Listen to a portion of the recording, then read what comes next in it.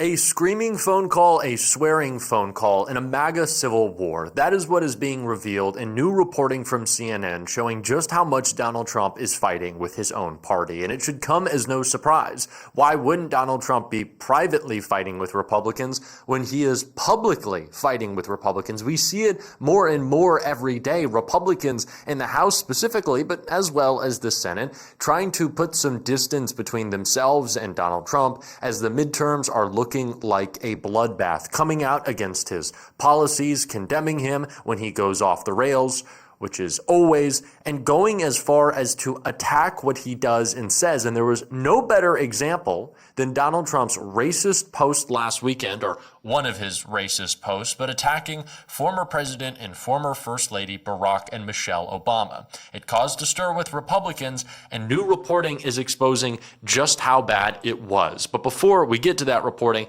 I want to start with what Donald Trump had to say yesterday, still reeling from this post and making excuses for himself. Have you fired or disciplined that staffer who posted the video from your account that included the Obamas?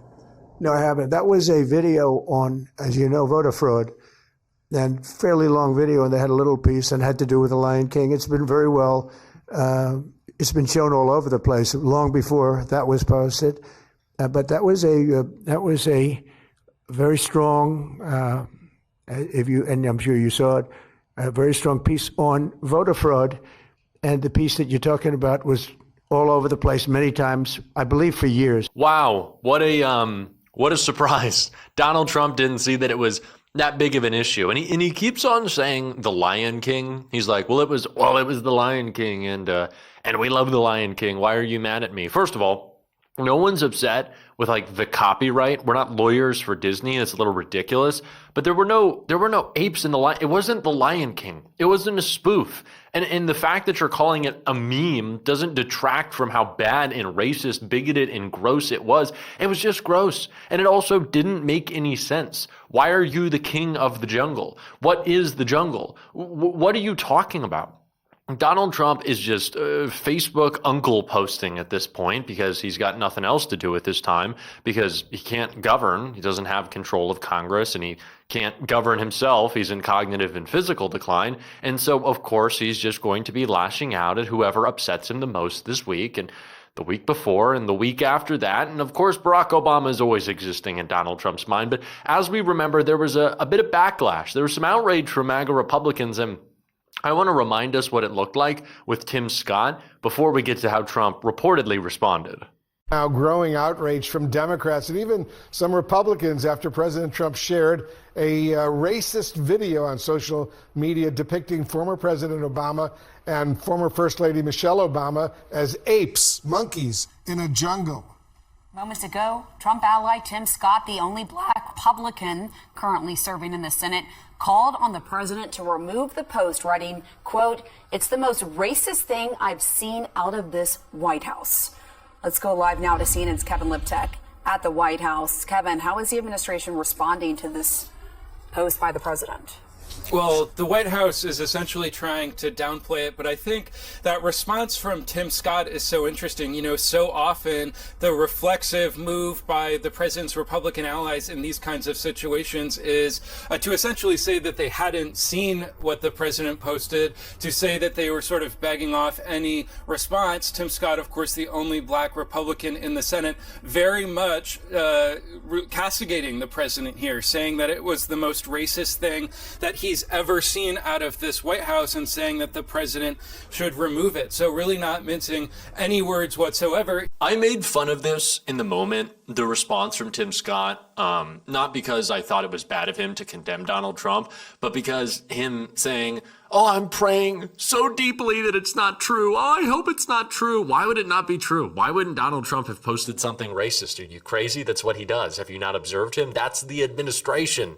It is the administration based on doing racist shit. Donald Trump began his political career by attacking Barack Obama, by saying that he wasn't a citizen, he wasn't a real American. And I think we should really pay attention to how the right wing attacks black Americans, because it's how they then choose to carry out their plans against all of us.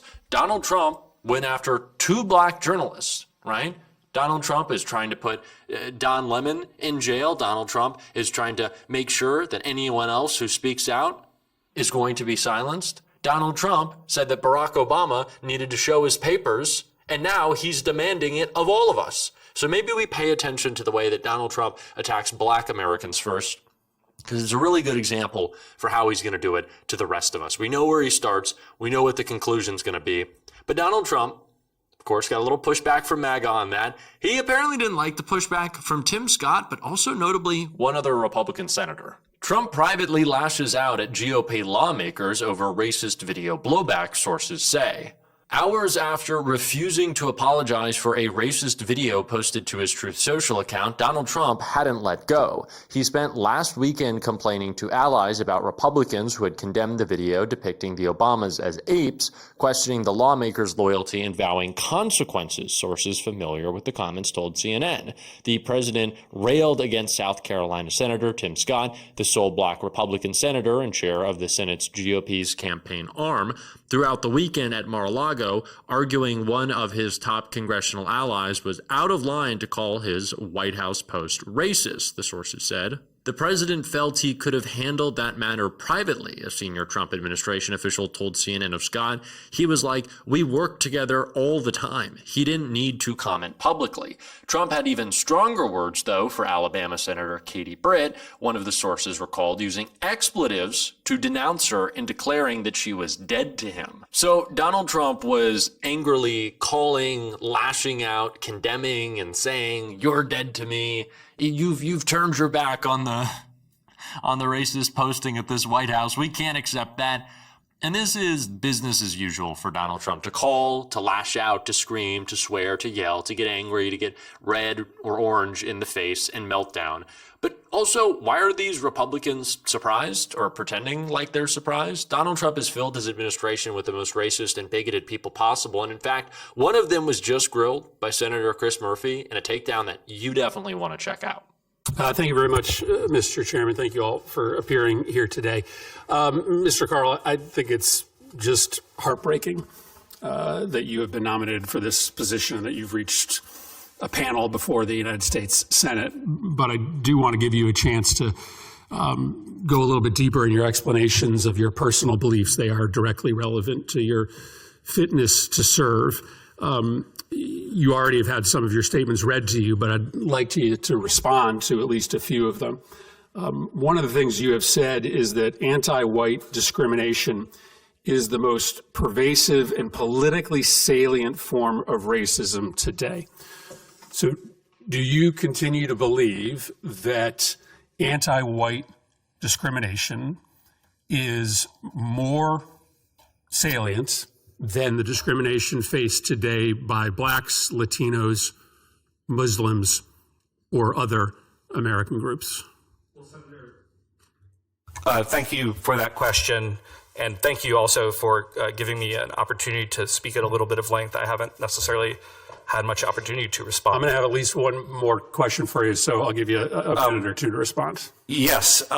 So thanks to the great work of my friend Harmeet Dillon as the Assistant Attorney General of Civil Rights, I actually think that we've done an incredible job in this administration of getting rid of certain policies that discriminate particularly against white Americans, but also in some cases Asian Americans. Well, just maybe answer my question. Let's rewind.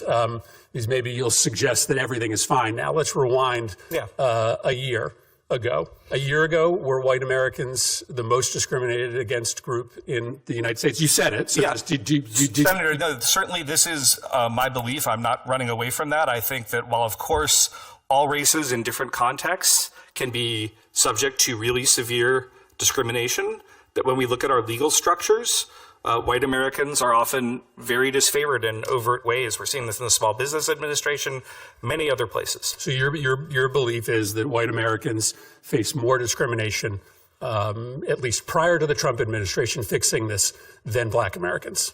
On average, Senator, yes, that's correct, and I'm not running away from that statement at all. You have made several statements about your worry regarding the erasure of white culture in America. I understand Irish American culture. I understand Italian American culture. I maybe don't understand white culture as well.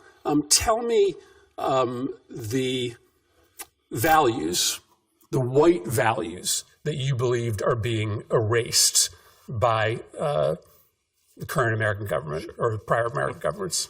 Senator, thank you for that question. I would say that it's not, I didn't use the word values, I used the word culture. I think that anytime you have large degrees of mass immigration, you're going to have a change in culture, if those are, especially if they're coming from culturally dissimilar backgrounds.